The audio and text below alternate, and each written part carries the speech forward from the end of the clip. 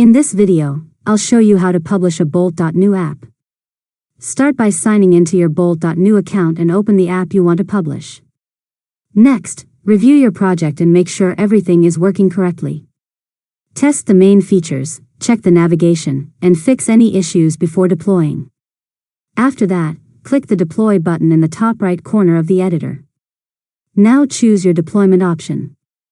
If you're publishing for the first time, select the default hosting option provided by bolt.new.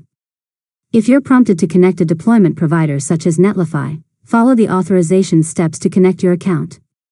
Next, enter a project name. For example, type Learn ModeLab app, then confirm the deployment settings and click Deploy.